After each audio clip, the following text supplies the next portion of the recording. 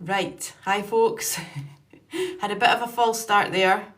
I am going to try and bring somebody on to talk with me all about visibility today. All about visibility, we're talking about marketing and we're talking about how to be more visible through PR and marketing to grow your business. So what we want to do is grow your business through basically more people knowing about you, but knowing about you in a way that is helpful in the long run. So we want people to, not only grow your profile, but you want to strengthen your reputation. You want to be seen as that expert in your field. Hi there. Right, there we go. I'm going to just invite Nathan to join me. Hopefully he'll be on in a second. I'm only going to have Nathan on to join me on this live, so don't bother asking to join because this is just for Nathan and I, this live. So Nathan, are you there? I am not sure. Yeah, 1 second. You are. Okay, perfect. There we go. I can see you. Morning. How are you? Not too bad, you?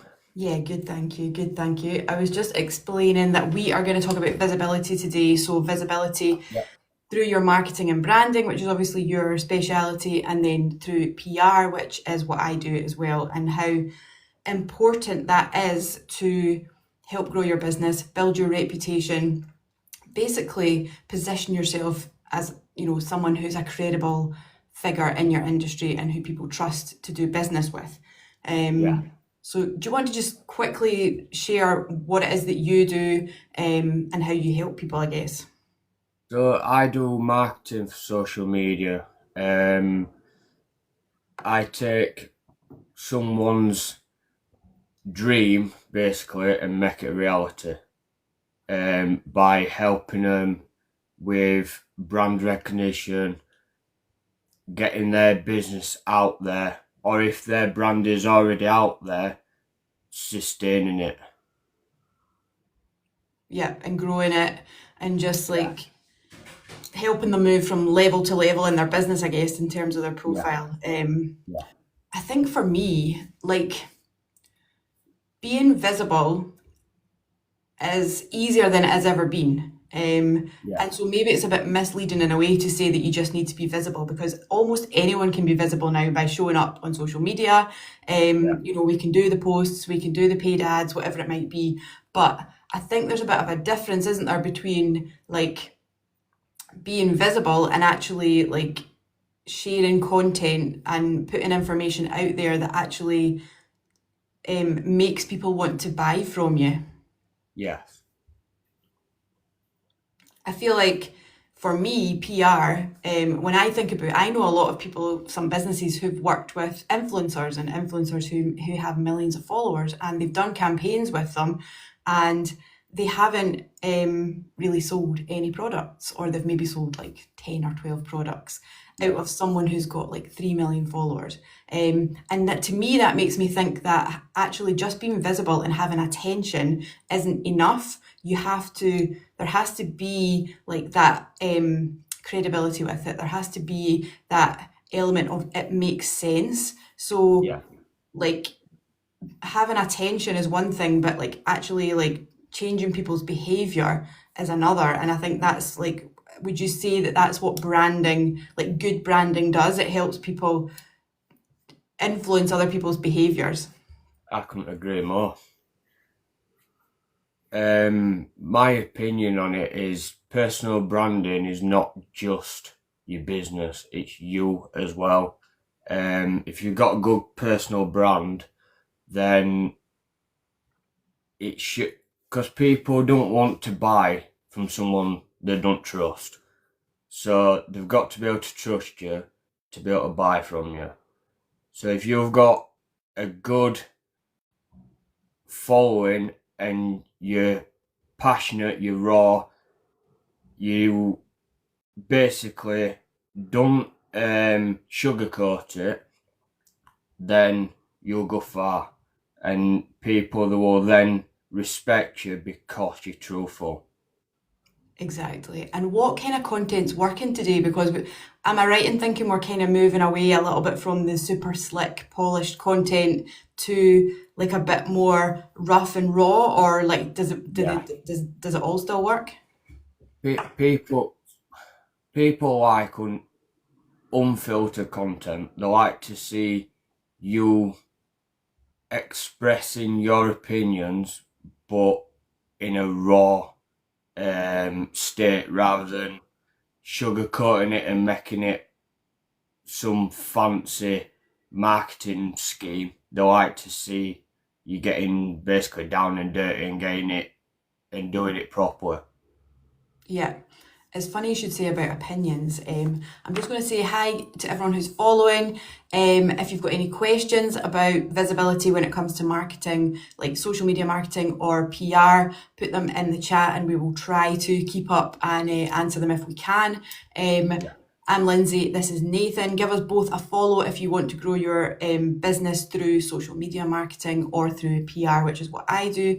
And yeah, we're talking about visibility today. And you mentioned the word opinion there, and that's quite interesting because one of the things in terms of PR that I talk about a lot is giving your opinion, because a lot of people don't think that they maybe have the strongest story, maybe they don't have anything like super groundbreaking in their story, although most people do have a better story than they think they have. But I always say, like, if you don't think that that's where you want to go with the media because you don't think you've got a strong enough story, then you can always give your opinion. And for me, that's one of the most effective sort of PR tactics to give you credibility and just show that you know what you're talking about. So I always say, like, in terms of media, there's a couple of different ways you can give your opinion. You can write a thought leader piece, which is basically an article where you lay out all the issues that your industry might be facing, and you give your view on what might fix some of these issues and what you're doing as part of that. And there's also every day, even one's just popped up on my computer there, there's journalists who are looking for opinions. They're looking for people to talk about certain subjects. They're looking for people to give their view or even get involved in debates, which not everybody wants to do, but give written opinions on specific things that are going on in the media. So you can either write a whole blog or a thought leader piece, or you can just give like a couple of comments to media, and both will position you as an expert, someone who is knowledgeable about what's going on in your industry, someone who understands like the solutions as well, and someone who's like proactive. So giving your opinion in the media, like PR wise, is a great strategy. So it was interesting for you to hear that that's a good social media strategy as well. Also, How important is it to be polarizing, do you think? polarizing. Like In what context? how to sort of position yourself, like if we think about some of the people we know who they have quite potentially controversial opinions, if you know what I mean, but they don't do it to be controversial. They do it because they truly come down, like they believe in one side or the other that they're talking about, and so it kind of polarizes people because you either go into their camp and you agree with them, or you're quite the opposite and you completely disagree. And a lot of people say that sort of polarizing content actually works well because it gets people agreeing and disagreeing with you. I would, I'd say that was important because it really does make good content in a sense where, like you said, you either got people with you or you've got people against you, or you've got people in the middle that don't know whether to go one way or other, but everybody has an opinion, and some people might sit on the fence and be like, yeah, I agree, but they might not speak up about it. It might be one of them subjects that people might not want to talk about, but they agree with the people that's saying it. Yeah, and they kind of just then relate more to that person, so they would probably like carry on following them or be more interested in their content because they kind of think, well, we're on the same wavelength here. Yeah, and then that's when people want to start following you and seeing the work that you do, then they're more likely to buy from that person. Or that apart from the person that's sat on the fence, not wondering which way to go, the person that's got the person that's voicing their opinion is the person that people are going to buy from. Yeah, I mean, it's a hard thing to do because you are setting yourself up for people disagreeing with you, but you kind of have to be okay with that, don't you? But yeah, giving your opinion is something even I have struggled with it definitely at times, and it's only as I get a bit older and I start to not care really as much, or I start to be more clear in my actual opinion. Do you know what I mean? That I've got better at it, because I think for a while, I was just quite easily swayed on things because people are quite convincing. So I think as someone who's either creating content or who's sort of giving their views to the media, the more clear you can be in your opinion, the stronger you come across. And it doesn't matter if people disagree with you, of course they're going to.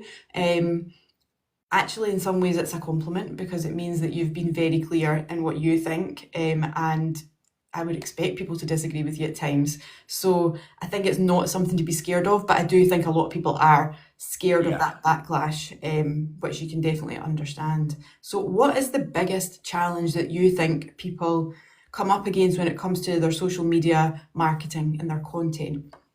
Camera confidence. That's always been my struggle, is camera confidence. Being able to sit in front of a camera and talk about the things that you are passionate about or your business, and not caring in a way what other people think.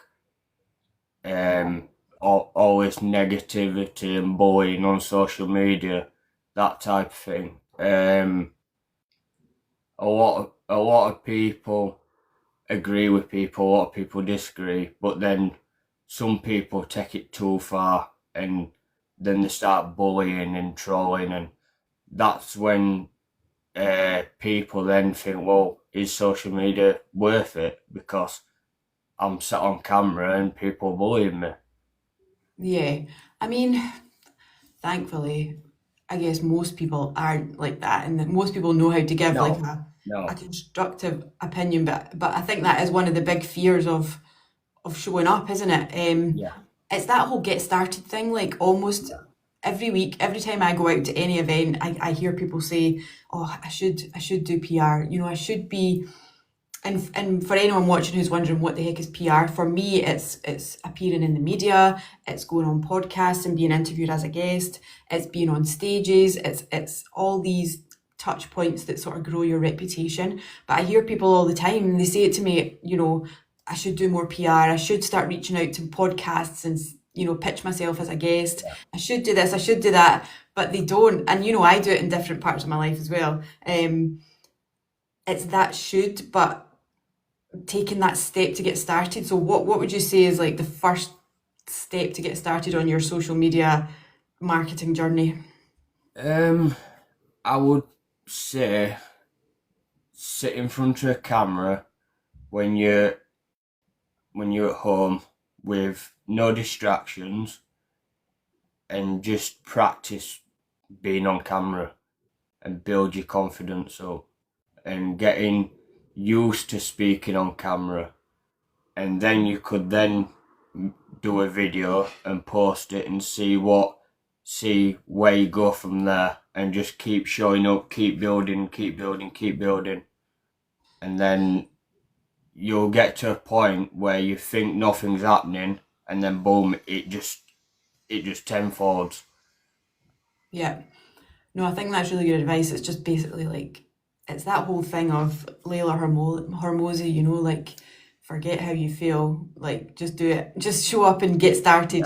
And it's a bit like that with PR. In terms of like a first step for PR, I would always think, what can I talk about? Like, what are my main topics and subjects that I want to be known for? And so that it'll be mainly business related, but then there might be a few personal themes that you can talk about that kind of relate back to your business, because they all open up different opportunities. You know, if we're thinking about podcasts in particular, you know, if you can talk about different business themes or like whatever to do with your industry, and any little strands that relate to that, then that's some podcast sort of options you've got there. And then if you can tap into a few personal themes, like even it can be like if you're midlife or if you're like a mum running a business or whatever, these are all themes that you can tap into as well.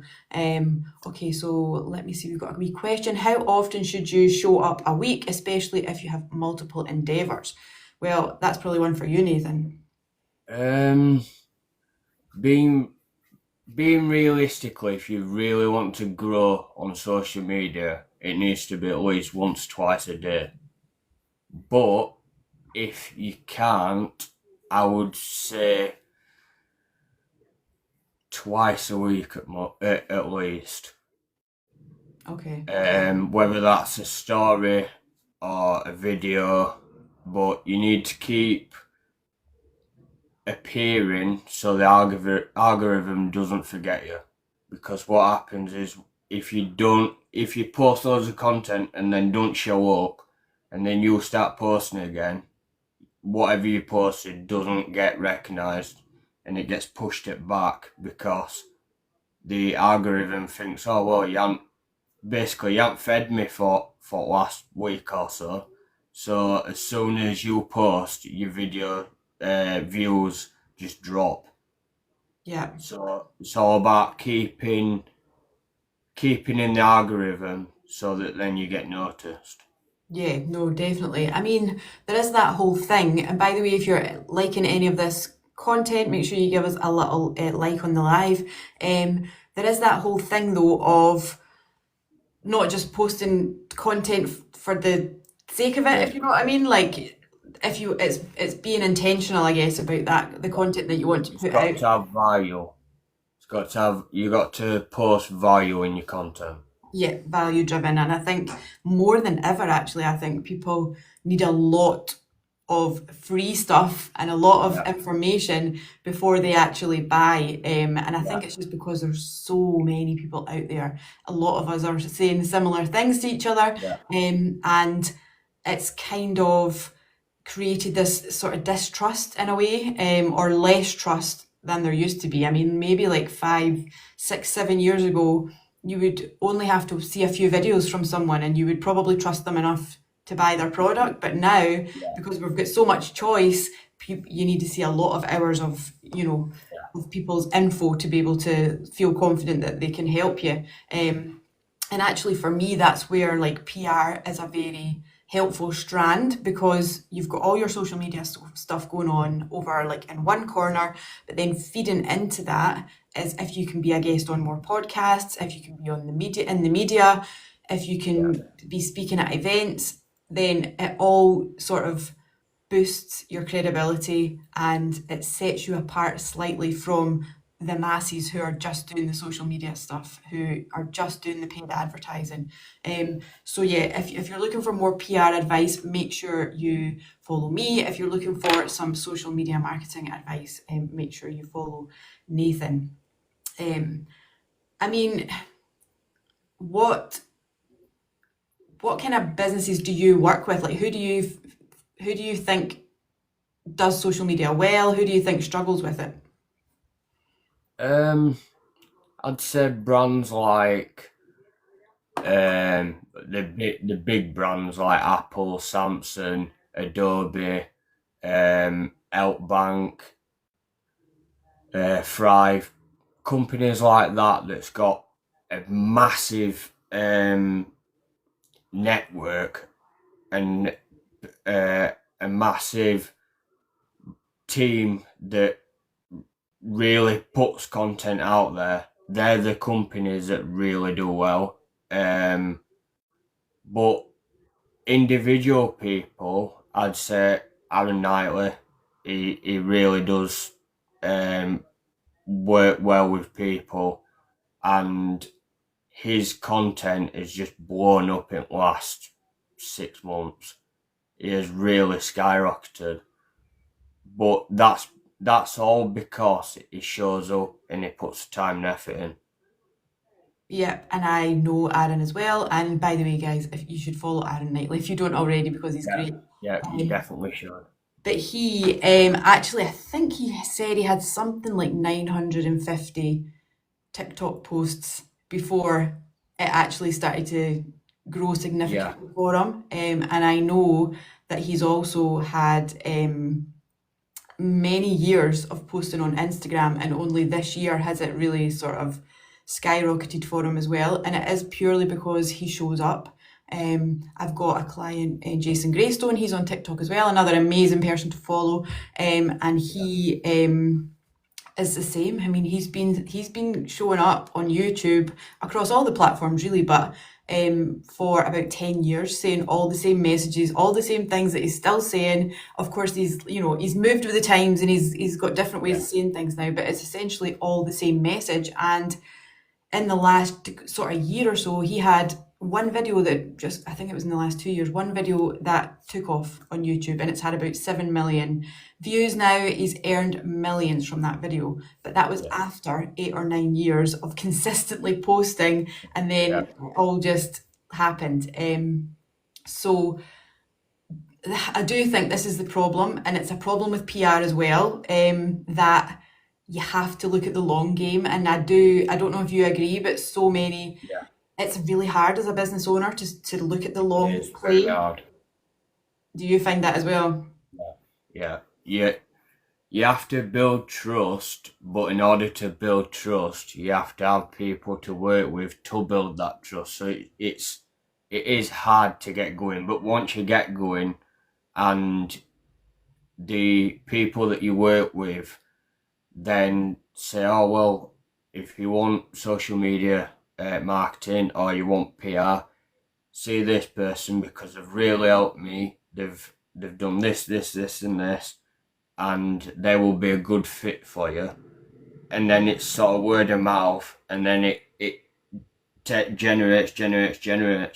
But in order to get going, it is hard to start with.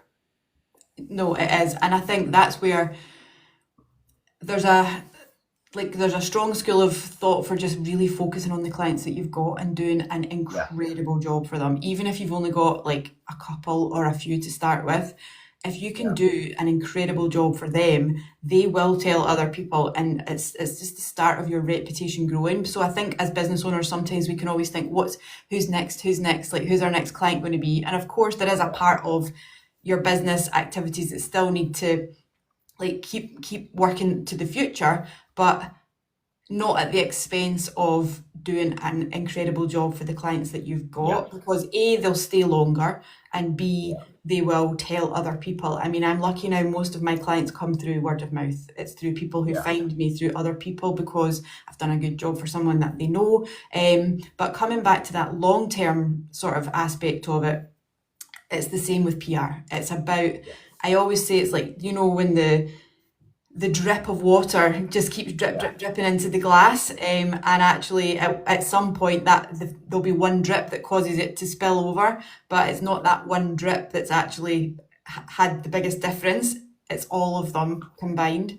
And I think that is the hard sell when it comes to PR, and you've got to get your mind around it. And even with social media these days, because years ago you used to be able to just like go on social media, blow up, get loads of followers, without having to do a massive amount. But now it is that really longevity that you need. You need the consistency, the longevity, and it's like an investment, I think, as well. Like a financial investment. If you just keep the financial, you keep putting a little bit in regularly. Like, if all the best investors would say, like, it's time in the market, isn't it? So you just keep putting a little bit in over a long amount of time, and it builds up, and you get hopefully a good return at the end. It's a bit like that with PR, and for me it's like drip feeding and like investing in your reputation bit by bit by bit by bit, and so it just grows and grows and grows.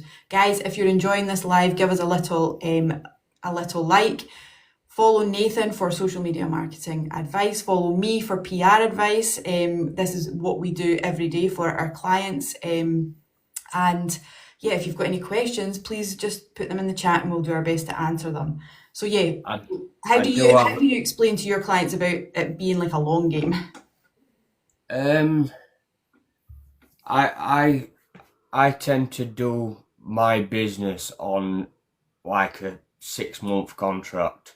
So I say to my clients that, look, it's not going to be straight away. You can't expect to just go from being 0 to 30 million followers in overnight, because it don't work. So I say, try it for 6 months, see where we get to, and then if you like my work and you think I'm a good fit for your business, then we can extend it longer and basically build and grow as we go.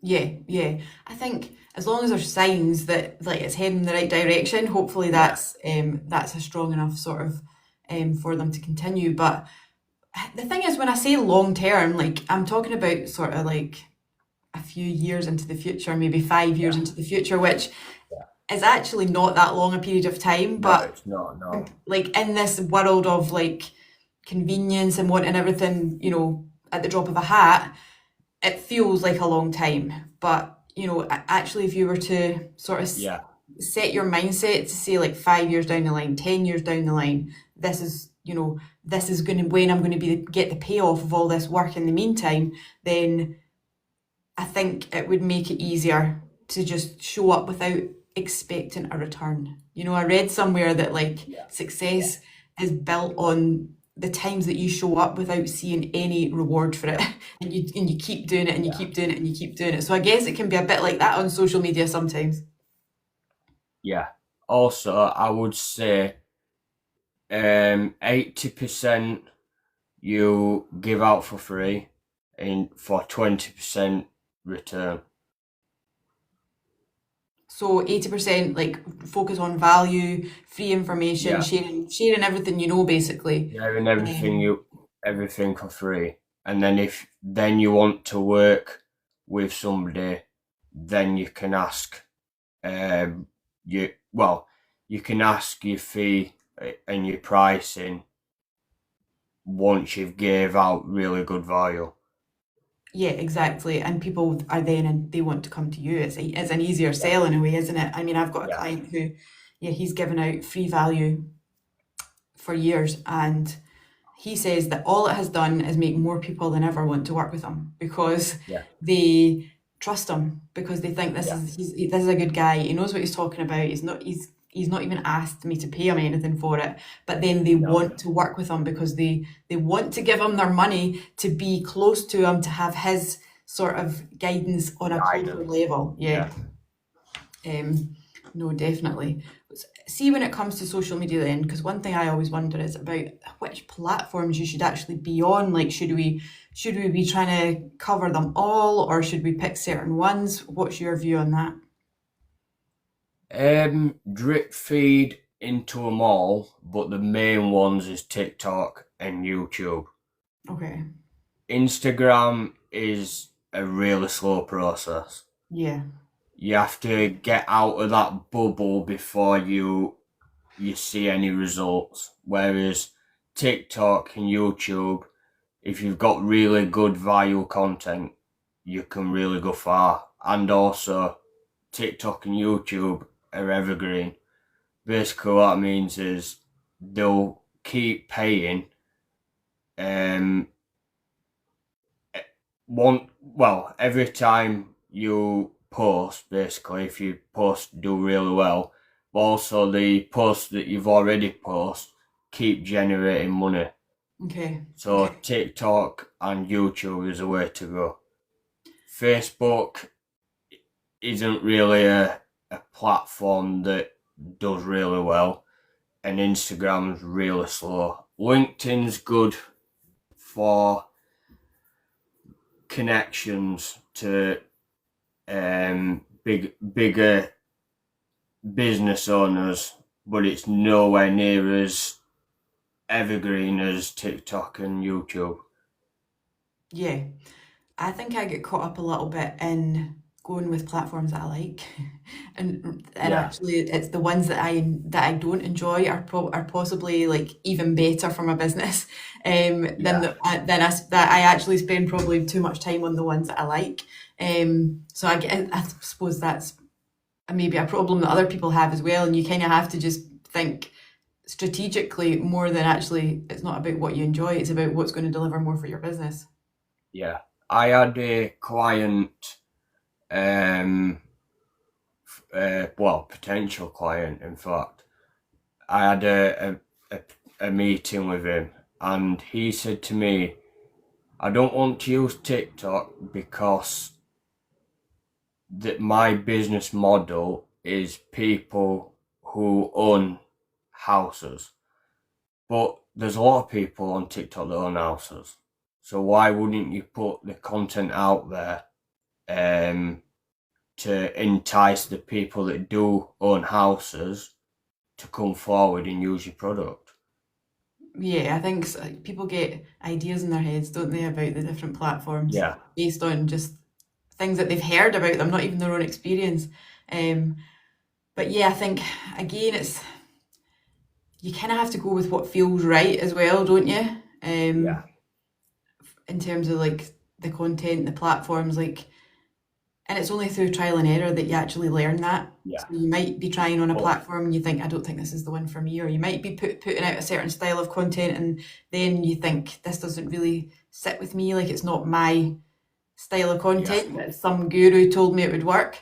Um, yeah, so yeah, I mean, I'm thinking about how like PR and social media works together, and basically there's a few different ways because PR, which is, being in the media, being on podcasts, yeah, being a speaker on stages, if you can achieve any of these things, which we all can, yeah, then it gives you incredible social media content, and it just sort of elevates you in that position of authority, and makes you stand out from some of the others that are you're potentially competing with.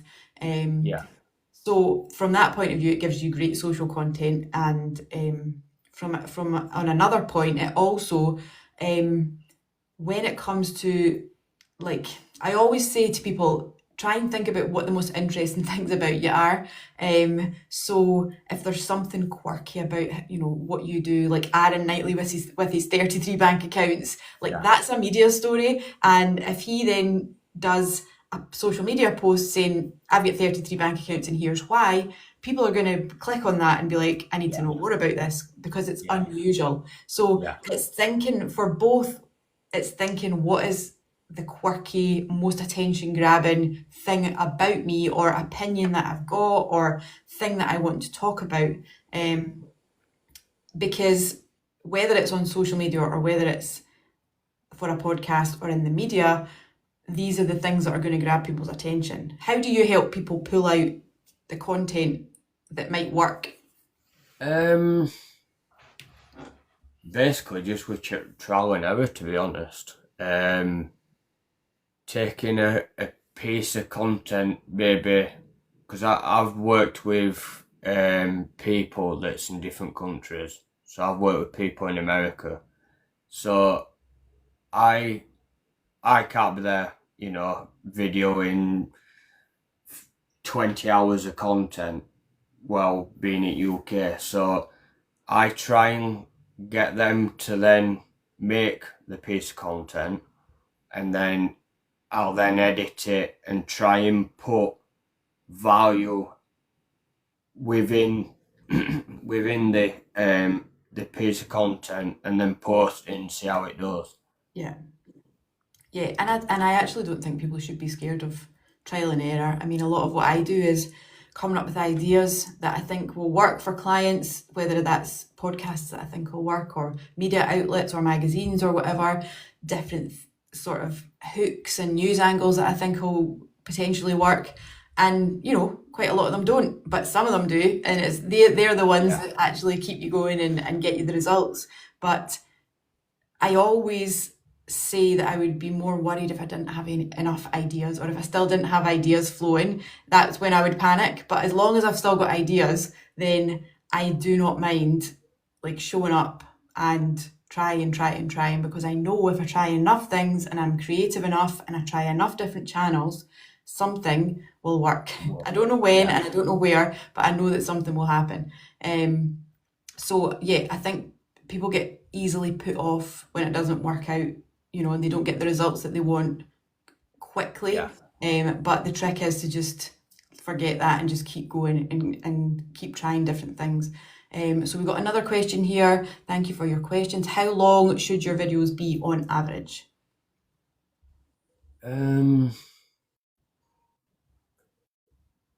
Roughly 1 to 2 minutes long. Is that on TikTok or? Yeah, on TikTok 1 to 2 minutes long.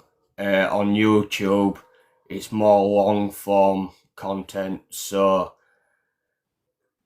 if you've got a topic that you really need to go in more depth about, YouTube is the way to go, because you can add more information in a longer format video rather than trying to break that video up to make 5 videos for TikTok. So I'd say 1 to 2 minutes long for TikTok, with it being a short form platform, and for YouTube anywhere from 5 to 10 upwards for YouTube. Yeah. And then a lot of people are talking about live streaming. Where do you think that's going to head? Do you think the future of social media is going to be in live streaming, or is it going to be still a mix? What do you think? Yes, I would say live streaming is the way to go, in a sense, with marketing and branding and also PR. Because if you did a screen recording of your live stream and your live stream got really good engagement, that would then look good in a way in the media. But then you've got to be careful on how you portray media as well. I think if you say the wrong things and make yourself look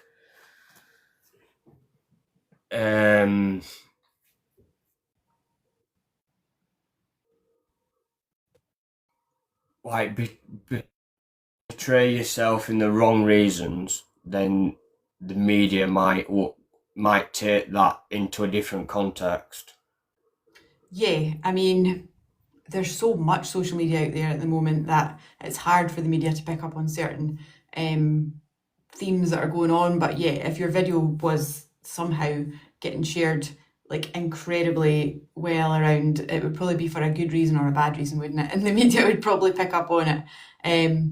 But I feel like in terms of here's a tip, actually, if you're appearing as a guest on a podcast, what a lot of my clients do is, if it's a remote podcast, they do the podcast into like their laptop or phone, and then they've got another phone filming just them. So actually what they do after the episode comes out is they chop up all their answers into little mini social media clips, and they can get several clips out of that. So actually, not only do you get the benefit of being the guest on the podcast and you're tapping into the host's audience and you're getting to talk to people all about your business, but actually you get social media content out of it as well. And I almost think now, content wise, it's like, do you think people really need to think of every every situation as a content opportunity. Like even if it's just getting like B-roll, if you're just sitting doing your work, or if you're on the phone, like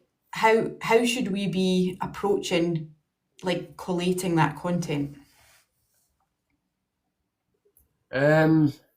Yeah, I would say any piece of content that you think would be relevant Relevant. to Yeah. your business, then whether that's sat on your laptop working or um, making a phone call, anything that you can make into content for your business that shows you basically stepping up and being consistent, then yeah, I would say that. But like we said, it's all trial and error. Yeah. You're And not going to know what works until you try. yeah, exactly. I think for me, I think that's probably my biggest challenge when it comes to content on social media. I've got ideas, but I haven't got like the footage or the images necessarily to make it all work, And I Yeah, think so that's something I'm really starting to think about is how to collate some of these, like it's almost like a library of images or videos that I can like revisit and use when I need to, and just always, I think it's just I've never been one of those people that records myself doing things all the time, or even sort of thinks about a social media opportunity and everything. But I think yeah, sometimes you've got to retrain yourself, haven't you? yeah. Because it makes it easier for you in But the long run. the other way of looking at it as well is when it comes to social media and live streaming, if you're the one showing up all the time, you're doing more than what the other person's doing that's not doing that. So Exactly. you're the one that's showing up day after day or week after week, putting yourself out there, putting yourself into uncomfortable situations, supposed to the other side of people that won't do that. Yeah, exactly. And the thing is, if you're finding it hard, other people will be finding it hard as well. Like, and I think we forget that sometimes, don't we? And we think, oh, I'm Yeah, finding this so hard, and you can guarantee other people are, and you can also guarantee some other people aren't doing it because it's hard. So if you do it, even though it's hard, yeah, you're probably going to be a step ahead. And also, it's the same with PR. Like if you're not putting yourself out there to be a guest on podcasts, if you're not trying to write something for a magazine or get media coverage about your story or whatever, other people are, like people who are in the same industry as you are going to be doing that. They're just going to be louder, they're going to be sharing more about themselves, and they're going to benefit from that credibility. So, you have to realize that if you're not doing it, other people will be, and you don't want to get left behind. And I think it's no, kind of the same with social media. Like, unless you're actually taking the action and showing up, you're not going to get the results you want. So, as hard as it might be, the only way to get where you want to go is to do that. yeah. It's getting to be a fast paced world, and if you get left behind, then you're gonna really struggle.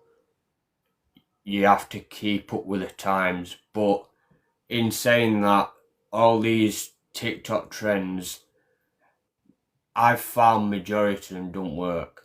The work once or twice when people are doing it, but then when everybody starts doing it, the algorithm just drops.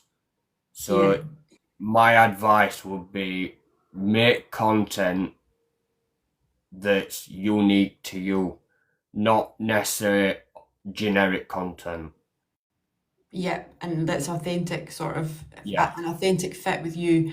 And yeah, I think that's a great point to just almost round off on as well. And it's the same in PR. A lot of people think do PR stunts, go viral, go like get that big 5 minutes of fame. And I actually find that mostly PR stunts completely fail. yeah, And even the ones that it's because they're not designed around the right things, they're just designed to get attention. They're not designed to get across the messages that will grow your business in the long run. And Yeah. even the ones that do well and get a bit of attention, it's very short lived, and it doesn't actually necessarily bring in the people into your container or into your business that are your people going forward. It's just people who've like reacted to that PR stunt, not necessarily to your business. So or to you. So again, it's a similar thing, like going viral.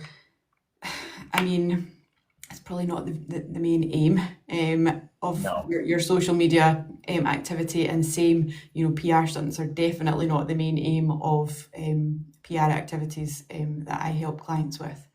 So it's not about the I quick would result. al- I would also add to that as well is you have to be careful as well what you put in media, because if you get caught out lying, or like you said, a PR stunt that backfires, it comes back on you tenfold and it makes you look bad. And if you're trying to build a business, that's the last thing you want to do. Oh yeah, I mean the golden rule of PR especially is never lie, No, and there's a skill to positioning and presenting things in a way that's helpful, but you never ever tell an outright lie, because if you get caught out, then that's your reputation in the gutter straight away, and it's extremely hard to come back from it. And it's the same on social media. Like if you get caught out doing stuff that is, yeah, that you're just making up, or yeah, it just doesn't, it's just not a good look. Like you'll just no, ruin again, it's a short term, like daft approach, because you're just gonna you're not thinking about the long term sort of benefits. no, You'll never get to those long term benefits because you're too focused no. on the short term stuff. So but yeah, thank you, Nathan. I think Yeah, we'll no probably just problem. wrap it up there. That was a great wee chat. I hope everybody's found it Yeah, helpful. Give us a like if you've enjoyed this chat, and follow Nathan for more social media marketing advice, and follow me over on my page for any PR advice that I can give you. just add to that as well. I do have a free marketing guide if anybody wants one. So head over to Nathan Mellig Official and drop me a message and I'll send you one. Perfect. Thank you so much. Right, speak to you soon, Thank Nathan. you. Have a good day. You too. Bye bye. Bye bye.